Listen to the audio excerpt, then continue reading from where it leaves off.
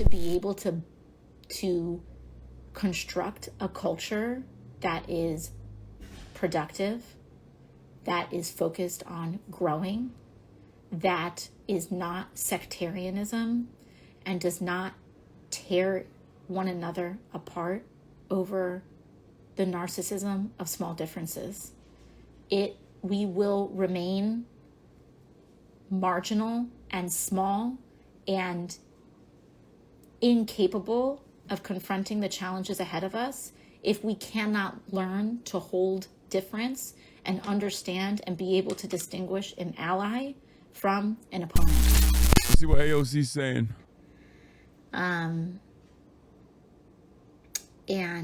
just want to hop on, and I want to talk with you all about a lot of different things. Damn, Linda Sarsour, that's a name I haven't seen in a minute. Where we move forward from here. I said hi, it didn't show up. What our thoughts on this are. And what's next for all of us ahead. Did it? I guess I'll start with a little bit of the lay of the land here. Linda Sarsour saying, we got this. That's right. We do. We have no choice. And I'll get to that in a minute. But very quickly here, lay of the land. As we know, Donald Trump won the presidency. Vice President Harris conceded the race today. She called President-elect Trump to concede the race personally and underscored the importance of a peaceful transition of power and that she was committed to that. And also underscored the importance and the truth that we do not pledge to any individual or any office, but we pledge our oaths to the Constitution of the United States. Now, in terms of everything else, as we know, Donald Trump won the presidency. Republican Party has won the Senate. And the U.S. House of Representatives has still not been called. As of this morning, I believe there were over 50 races that were still outstanding. So neither party has officially declared or has been officially declared as having the House majority. For a lot of people who are asking functional questions about what can we do, a lot hinges on what happens in the House of Representatives and control of the U.S. House of Representatives. If Democrats control the House, that gives a slight ledge to resist and prevent some of the worst legislative proposals from going through. For example, in contrast, if Republicans win majority of the House, they have discussed passing a national abortion ban. And there would be, if they have the votes for it as a party legislatively, there would be very little I love that we could do. The left never fails to do the one thing where they just like hyper focus on people who are there, who they are the closest aligned to ideologically, potentially be willing and just yell at them. Law. It's a really unsuccessful and unproductive way to move. Abortion ban, I criticize AOC all the time. I do not think that over any state law. I do not think that she is the enemy. Protected if you are in California or and New York, if you or do, blue state then that you're has wrong. abortion rights. You know, a national abortion ban is a national abortion ban. It would ban abortion in the United States of America, regardless of your state law. So that is just one of many different types of legislative provisions that control of the House really has a lot of influence over. I believe right now that Democrats are looking to be competitive. We have a shot at getting control of the House of Representatives, which would block some of the most heinous legislative proposals that would have to pass through the House, Senate, and presidency. On this note, I actually think when we talk about what needs to be done and how we look ahead, and I don't want to bounce around too much, but one of the big things that I think is going to be very important for all of us, and again, I might be bouncing around because I am what is known, and I believe in a theory of politics known as inside-outside politics. That means that I believe we have people and elected officials on the inside that try to agitate, or rather try to organize and build power and help influence decisions on the inside of institutions, but that alone is not enough or sufficient to make change in this country. That we also need mass movement politics and robust people's movements, and that those people's movements are where the actual seats of power and influence in this country come from a mass organized and mobilized base of working people. And so on an outside perspective, there are a lot of things that we have to do ahead of us. One of those things, I believe, is something known as programs of political education that can go from the most basic to re-education, more complex. But we need to learn a lot. We need to build a base of knowledge among ourselves and people that we know. A lot of people may not know how laws are passed or how governance works, and that's okay, but it's very important that we start to learn.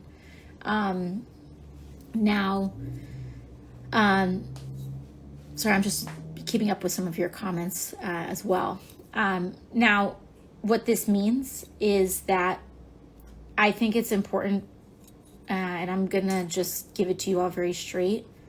This is going to be a very, very, very, very challenging, difficult time. We can use the next several months to prepare as best as we can. Trump would be inaugurated around January 20th or so. And we can use... She's saying organize the January 6th. ...to prepare as best as we can Instructions for what is going to be heard. A very challenging and very difficult time for millions of people in this country. A lot of people have asked me that, is Trump actually going to do the things that he said he's going to do? I think, listen, no one has a crystal ball, but I think that it is, and what we said on the campaign trail, when he says he's going to do something, believe him. Stop the steal. I believe just today, his press secretary confirmed his commitment to mass deportations beginning, the day or day after of his presidency. Talking about RFK trying to remove fluoridated water from the United States, which, there are public health.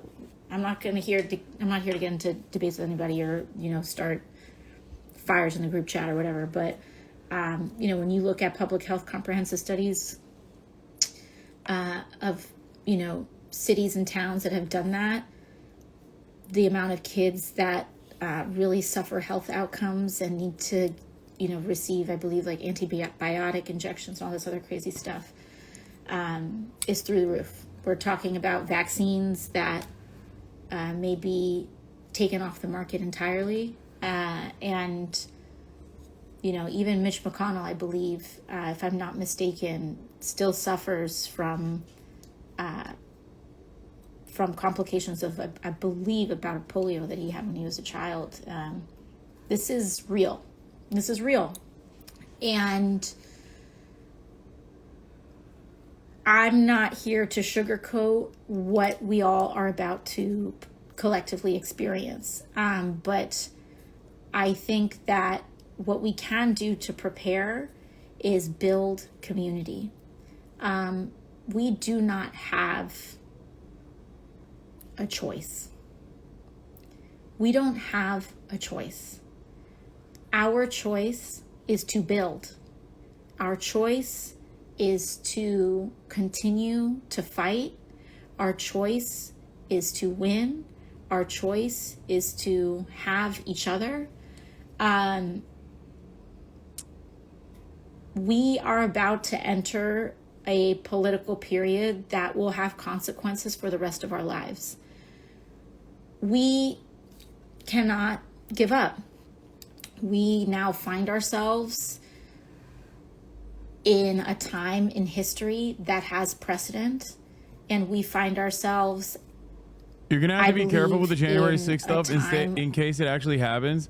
I was thinking about that, and I just don't think that it's likely. But then again, liberals are going kind of Lebanon right now, so maybe it is likely. That mobilized for everyone listening, I just want to say I'm obviously joking. I don't think that would be authoritarianism a good thing. I would certainly not advocate for it. I would, however, watch it and laugh. Era that we are poised to enter.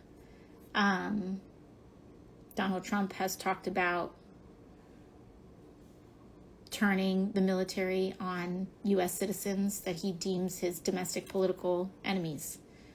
Authoritarians and people that he affiliates closely with and strongmen abroad in regimes like that, it is not uncommon liberals to jail love our institutions far too much, or legislative opponents to actively disrupt them. This is the world that we very realistically may be entering. And the way that we do everything that we can to prevent this is by building a very strong social fabric and social infrastructure. Now, a lot of people have asked me, and I've posted some of the things before, how have we gotten here? How can we improve? A lot of people have also asked me about thoughts on the Democratic Party or certain communities that were lost or, what have you. And I will comment a bit on some of that. But the one thing that I want to open up and say is that first and foremost, here's my personal take. She needs to go ASAP. Yeah, you're right, dude. I think we should replace her district with another Nancy Pelosi. An urge this morning to wake up and point one main finger or articulate. I like that unironically there are people in the chat advocating to do a break from the DNC right now. This is the weakest the party has ever been. It's an opportunity to try and organize and change it within your abilities towards whatever you envision it to be. But everybody's like, nah, dude, it's time. This is the Gloria La Riva or Claudia. To say that Gloria de la Riva. Rise up. It is an avalanche of different things. But we can get into some of it. I've gotten a lot of questions about the Democratic Party. I've got a lot of questions about women, about what this means, about Latinos, about this group or that group. And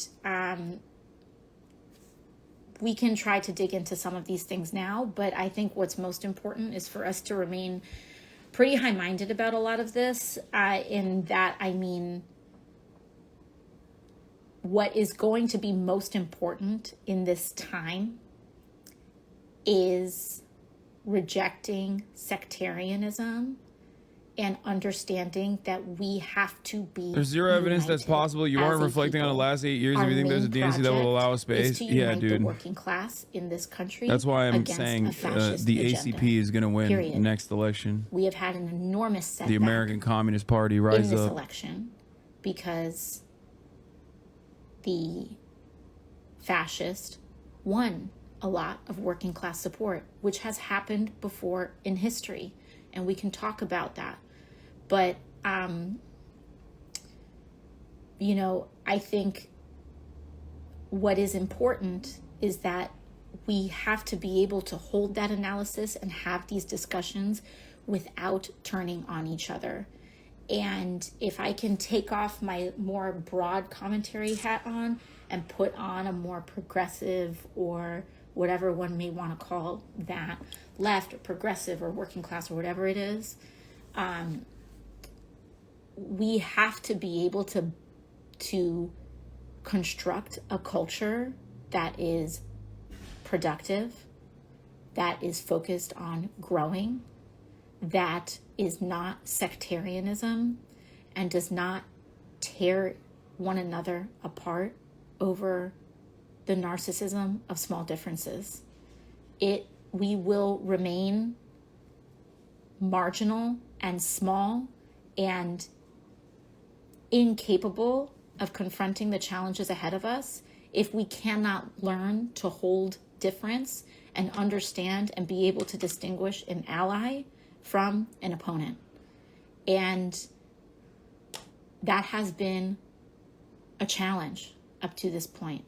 And we will not survive if we cannot grow past that. Now, I think that when it comes to the Democratic Party, one of the big questions that we've seen is like, what has happened with the Democratic Party and the working class? And I think that it's, to me, from my vantage point, I think I see a lot of what's happened. I was a waitress right up until I got elected to Congress. This was not a cute summer job that I had as a teenager, and then I did some jobs, and then I got elected to Congress years later. I went from wiping down a bar and walking behind it to walking into the halls of Congress. And the reason I did that and the reason I ran was not because I was running against a Republican. It's because I ran against a Democrat that I did not believe centered families or communities like mine, or saw the pain of people like me. And a lot of what I saw at that time was a Democrat that only ran against Trump and did not support a vision that, with clarity, that spoke to my material reality. And I got to a point as a waitress where I felt like if my member of Congress wouldn't support a $15 minimum wage and say it with their full chest with clarity like that, then I would. And again, I'm not speaking for every single district or every single person. I am recounting the story of what happened in my life. I felt like if my representative from a deep blue seat could not fight for my right to have health care unequivocally, then I would fight for my right to have health care and for my community's right to have health care guaranteed unequivocally.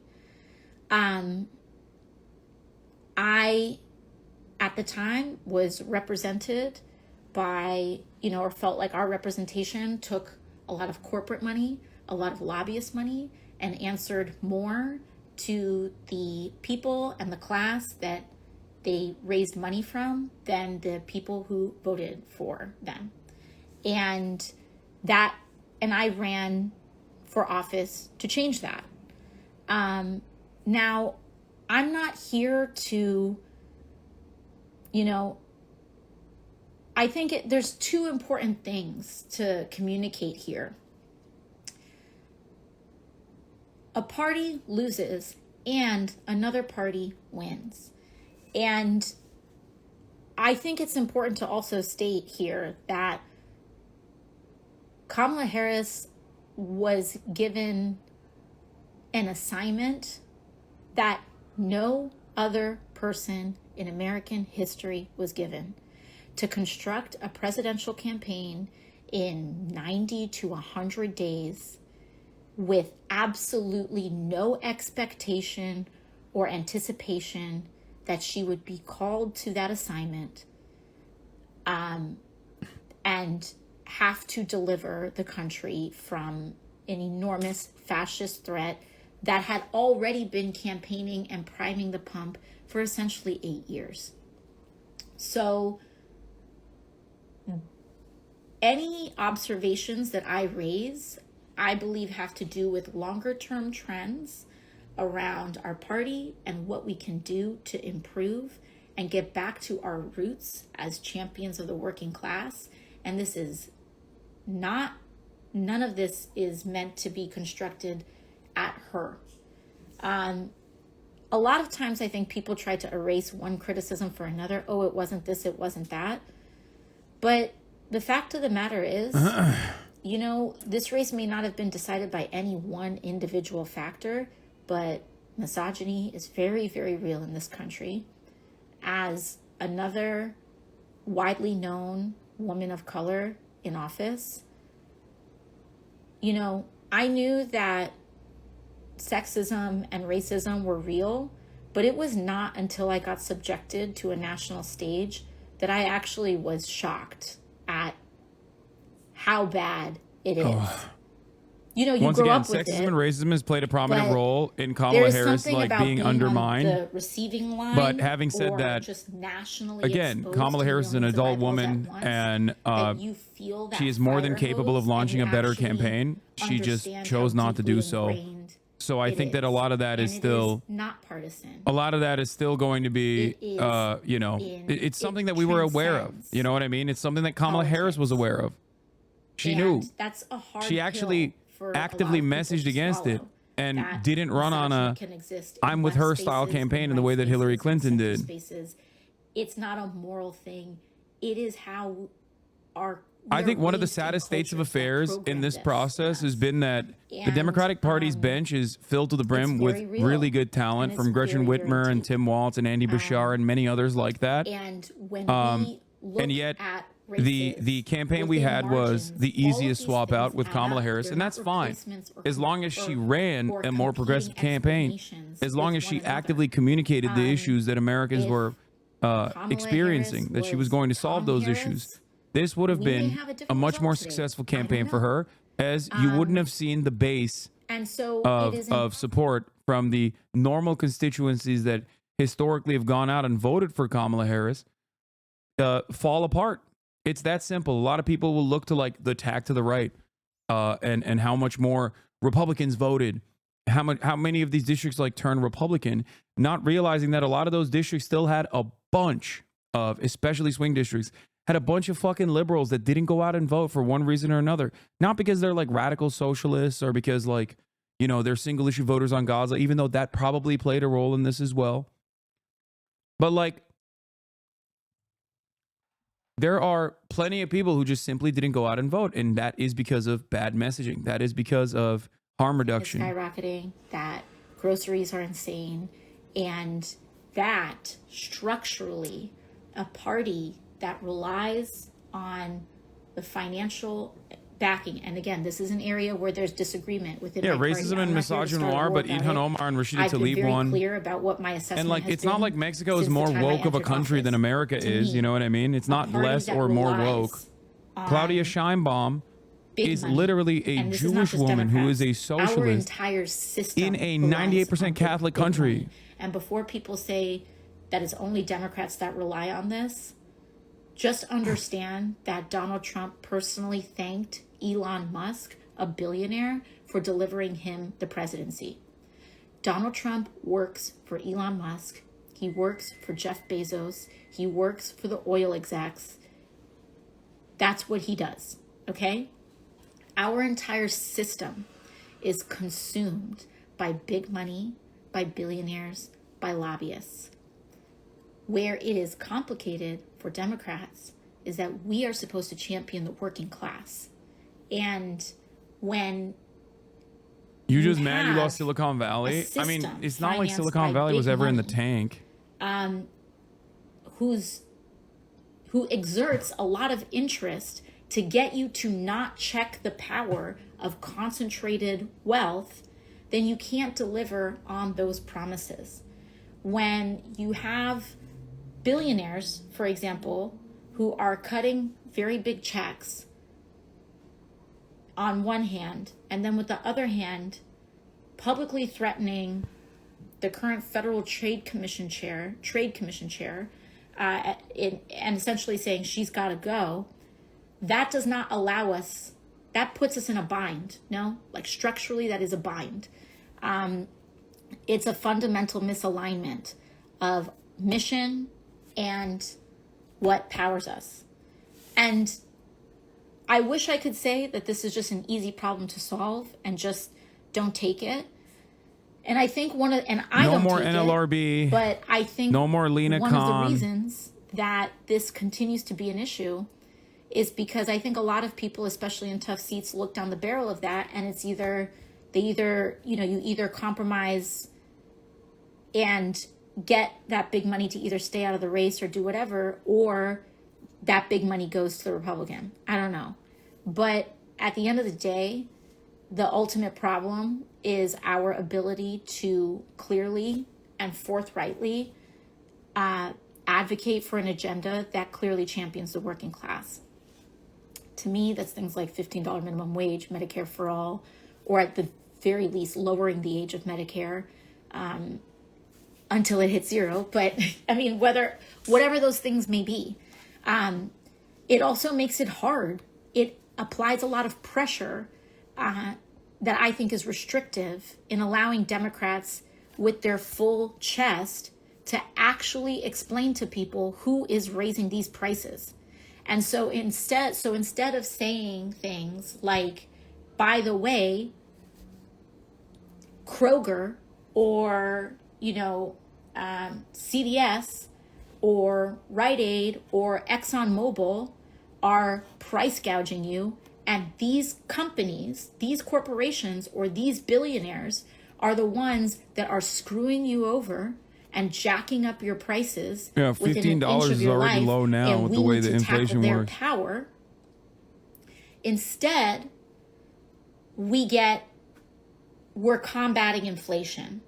And this is a passive voice perspective that doesn't help people understand why is this happening and who is it doing it and who is doing it and how do we solve the problem.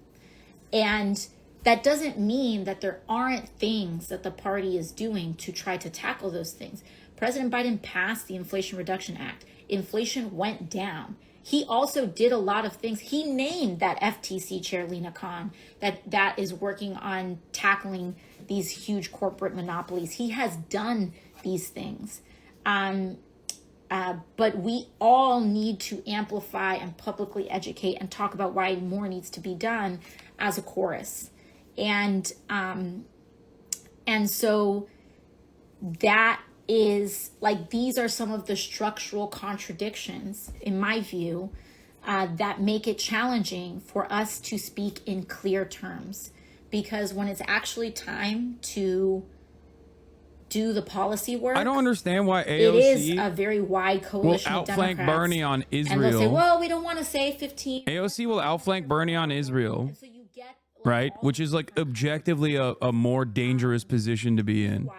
But then when it comes to domestic criticisms, like even Bernie's just like letting it loose, on the failures of the Democratic Party. And I feel like AOC is not going far enough. He's lying. Doesn't He's make saying sense. the thing clearly, and it then puts you on a back foot because people don't really understand. Democrats lost because they're too tough on the border. Just shut the fuck up and never have an opinion again. You fucking idiot. It's all your fault. Just be normal on immigration. Everybody hates communism and Trotskyism. Just be fucking normal. He's just saying it because it's not going to work. He's saying it. And so why does this fucking idiot talk about issues that he does not understand? Just keep complaining about how China has overtaken Australia or something, dumbass. Platform that actually materially and powerfully articulates. Yeah, we should filter that account. Never send me that expect. fucking dipshit That is not tweets in again. a generalized way of prices are going to go down or inflation is going to be tackled. But moreover, we will raise the minimum wage. And I'm not, and again, Vice President Harris did that. She did that. And she ran a campaign and she was tasked with an assignment that was nearly impossible. And she made it possible. This race was so close. Many people also raising, and I think rightfully so, the issue of Gaza. And I think that when we talk about this issue, it's not just, a lot of hay was made about vote margins and all of this. And let's be very clear here. The margin of third-party voters in this election was not the margin of difference between Democratic votes and Republican votes. Now, there's a lot of data to dig into there and all of that stuff, but I actually think a lot of people in the movement understood the stakes and the assignment. And you may have had a very small degree of third-party voters, but ultimately, I do think that the majority of people understood the difference between Kamala Harris and Donald Trump and the stakes of that. And it may not have felt good, and people may not have enjoyed it or felt supportive of the platform, but they understood the stakes. And so I don't believe in scapegoating this. However, I also think it is important to note that the landscape of Gaza and the horrors of what was happening made organizing very difficult, needless to say. I think that for some of the most prolific organizers in this country are activists and activist communities, and having to contend with what most, I would argue, almost most of a strong activist organizing, mobilizing base, and many who lead that base consider a genocide. I don't think and like, whether that is again, the horrors of everything that's going on.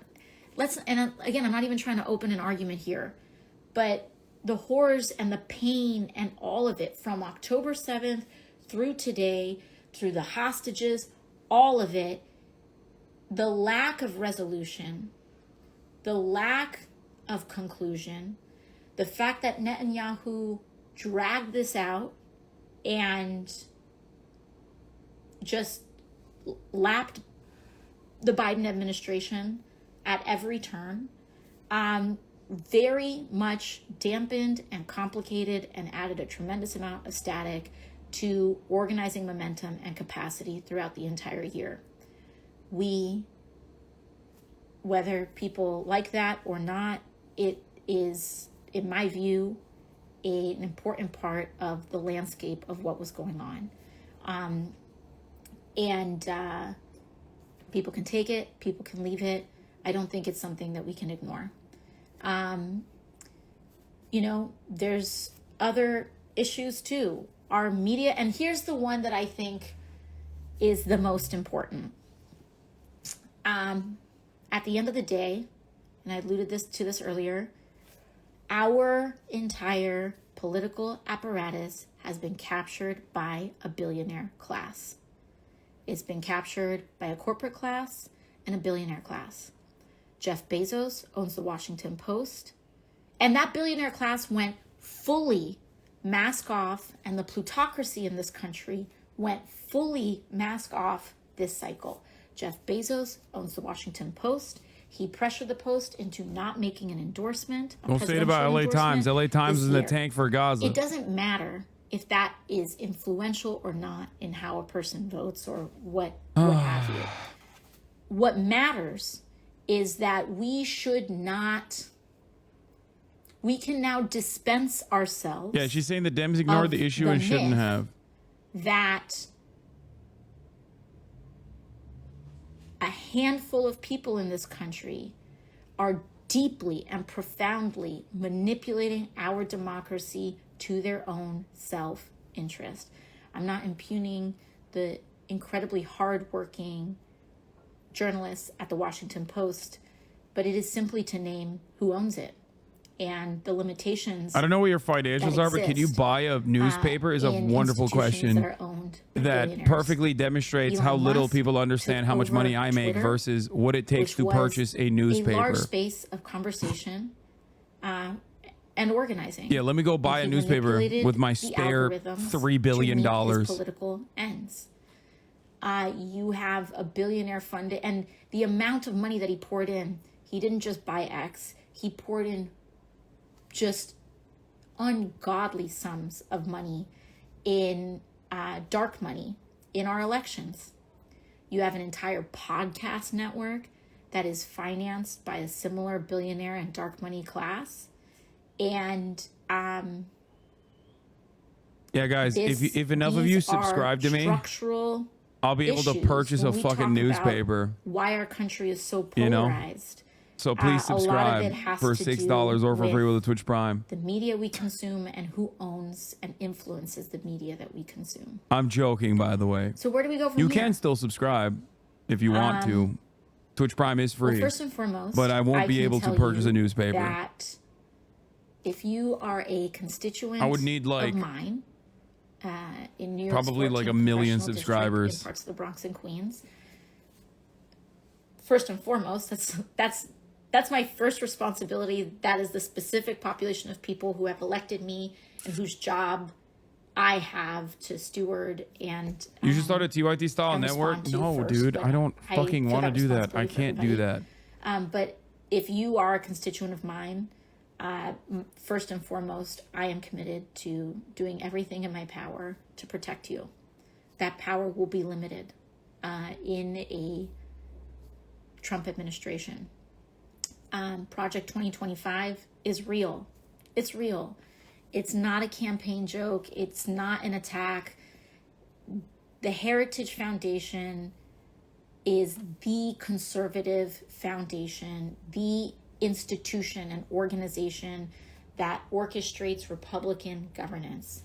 They would not put millions of dollars into preparing this plan and it being co-authored by many people in the Trump administration if they were not fully prepared to implement it. This is going to be a very scary time. And again, I cannot emphasize how important it is that we, as an aligned people, be very cautious about attacking one another and about attacking one another. And to me, one of the big organizing lessons that I feel is that when it comes to who you choose to organize with, I think it's really important to understand that, you know, maybe it's not just about fully aligning with someone just because of what they're organizing for. It's really important to pay attention to how they are organizing. And if someone is using a righteous cause as a cover for cruel methods and dehumanizing others, personally, that is not someone that I trust to organize with, because our job is to grow. And the reason we are in this position is because we do not have a raw majority of people who are ideologically aligned. And in instances where you do not have an outright majority, we must develop coalitions. And the name of the game in coalitions is that we have to be able to align with people that we are not fully in agreement with in the name of a larger cause. That goes for any movement. And it goes for any cause. And do you believe identity politics is over? Brother, really identity politics is hot as ever, okay? It's just white identity politics. That kind of cruelty or there's never been a moment where people were like, man, I really love identity politics. Momentum. Like, no one ever fucking did that. That was just like a thing that the Democratic Party presented as a false reality. Understand that these folks... And they dropped it with Joseph Rabin and Brandon. Powerful people bankrolling disruptors in people's movements. And instead of diminishing what a person is fighting for, I think it's just important that we build together alongside people. Do I believe that leftists have to organize together? Yeah, no shit. That's constantly what I do and constantly what I yell about. In addition to what they're organizing for. I make fun of every aspect of the left, but also in terms of communities, will always and tell you, turnout like, for them, your enemies are not going to be of the left. There's a couple different realities for us to contend with at the same time. I do think it's important to recognize that the Black electorate, first of all, Black voters, I believe, remain one of the most prescient voting bloc in the United States, point blank, period. And we see that bear out in our numbers. That being said, very often there's a lot of ink spilled before and after elections about Black men, Latinos, people of color, etc. And we can dig into the fine points of where places eroded support and not. Congratulations, Trump. Make Israel great. That people of color voted for Kamala Harris in majorities. There's always this thing after a cycle, especially if there's any diminishment, to blame communities that overwhelmingly and majority vote for Democrats. When that vote diminishes slightly, instead of us like really taking a look at what is happening with for example, white electorate that only votes 17% for the Democrat. And it is, it's really interesting to me because when it's time to govern, those communities get so centered and their concerns get so centered, and it's like nothing we do sometimes can win these electorates over. And I'm not here to dismiss it, but we need to really dig into some of those reasons. And we should not use communities that are part of the Democratic coalition as scapegoats for other communities that have not been voting with the Democratic coalition. We need to separate these things. I'm not saying that we're going to gloss over what has happened here, but I think a big part of what has happened here is the erosion of a working class agenda and articulating a working class agenda. And when you add that in the context of racism in this country, and when you add that in the context of misogyny in this country, you get a perfect storm of what I think we witnessed last night. It's not,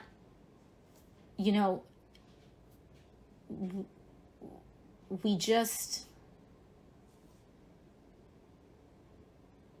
it's, a lot of this comes down to, again, this enormous task that we have of political education, of race and class consciousness, and people understanding that these billionaires are not looking out for us.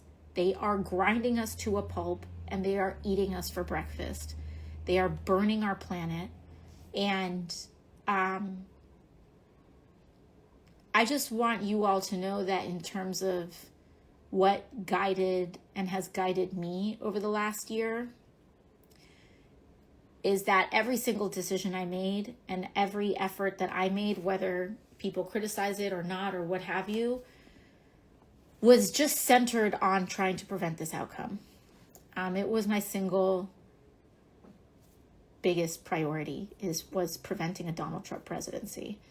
It informed my decisions, my actions, and we are where we are today. And we have a lot of work to do. I did not want to be in a place where on November 6th, we were preparing to resist a fascist regime. I wanted to be fighting the corporate establishment of the Democratic Party instead. But we're not in that place. We're in this place. And it is going to take a huge level of effort and solidarity. We're going to be looking towards our brothers and sisters in the labor movement, in the human and civil rights movement. And we are going to have to resist.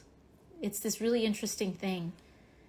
resist this confluence of like, first of all, I've never ascribed to this idea, and this is, I know this is going to upset people, but genuinely, when I came to politics, it was not about trying to articulate to the world about what being a quote unquote leftist is. I always considered myself as running from the bottom.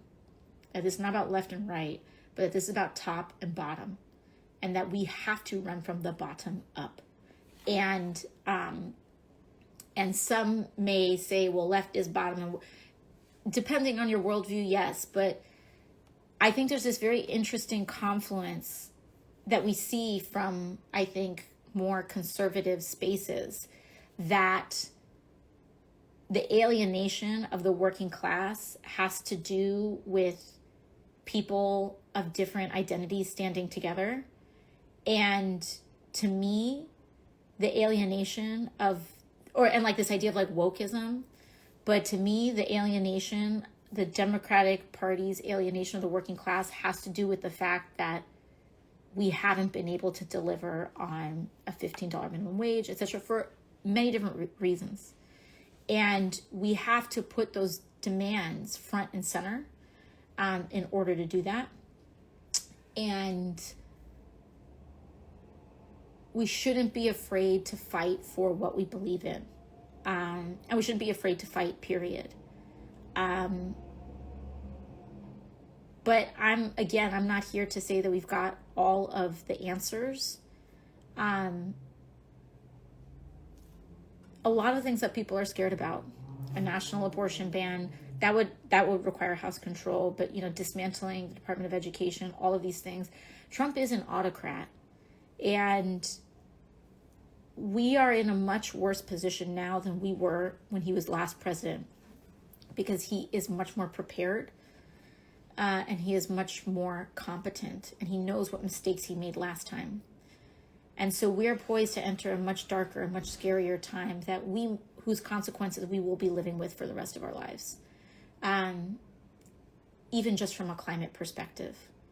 I wish I could say that we could undo all of the damage that we are about to, or we are poised to endure, but there's some things we will not recover from. We will not recover from blowing past 1.5 degrees centigrade or 2 degrees centigrade of warming. And we will live with the consequences of that for the rest of our lives. And I'm sorry to say that, but it is true. There are other things that we can fight for, and we will have to fight for. But I just want you all to know that as long as I'm here, I will be fighting alongside with you. And this just happened yesterday. I don't have marching orders for you right now. My marching orders would basically be to find your safe network of people, to find your pod, to find your community. We have to do a lot of community building. And by that, I don't just mean organizing politically. I mean active community building. We are in a position where the isolation of a capitalist system, the isolation produced by COVID, just where we are as a society, people working 4 jobs, 3-4 jobs to make ends meet. We do not have community. And believe it or not, community, whether it's your church or mosque or temple, whether it's a knitting group, start to steal, it's, your dinner circle, building that community is actually far more transformative. Start the steal. Far more important than you may realize, and people may dismiss it. Why won't anybody say it? It's silly or frivolous. It is not. I guarantee you, it is not. And you're actually gonna get cooked, Lamau. Where people finding their friends and finding their circle. I forget that there's like people who literally think that the election was stolen right now. That is guys, close to you, the election was not stolen. You are probably in a similar boat as so many Americans right now. It's a big reason why we're here as a country in this place. And so we can commit ourselves to making the smallest communities as we can around Blue ourselves. MAGA needs to dial it back and recognize that neighbor, maybe the party that they consider to be infallible and almost godlike, deity-like, that has all the right answers, did not have all the right answers. You think you're cool with or whatever, it's time to get to know that person. And it's time to get to know the people that will... The 20 million votes being gone, misinformation are real. Sorry, just want to be educated. Yeah, it's not real. I mean, it is real in the sense that like 20 million less people voted. I guarantee you it's not. And creating but yeah, voter turnout changes dramatically from election cycle to election cycle. One of the strongest, most powerful, and also one of the most radical things you can do in an environment like this. So, for those who are some people are really blaming you for losing. It's insane. Yeah. I don't know who's doing that, but I want you to know that we're thinking of you. I think they're not of the right mind. We can start to generate some Hassan derangement syndrome, baby. And sometimes that's very even just real. being in community with or small moments of humanity. I know people say Trump derangement syndrome, but with you are sometimes a very odd little things that can help them change their mind. I think people just care at that point. People just care more about like but we have a long trying to fight their own personal battles ahead of us, and instead of like world-changing events. Just want to say I love you all, and this is going to be very hard, and we're going to have to get through it together, but we don't have a choice. We don't have a choice. We have no choice but to live and be in the times that we have been called to live in, and to make it better one day at a time, one choice at a time. Never, ever, ever think that any choice or any act of yours is too small. It isn't. And regimes and autocracies are taken down by millions of drops of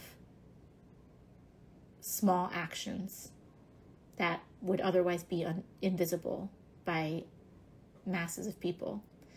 So I look forward to doing this work with you all.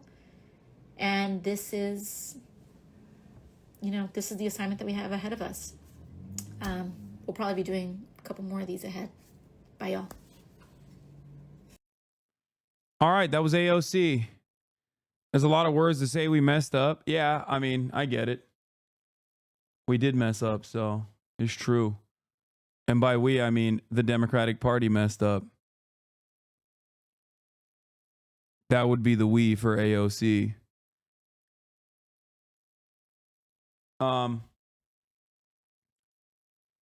Surely neoliberalism dies one day. Yeah, to thunderous applause.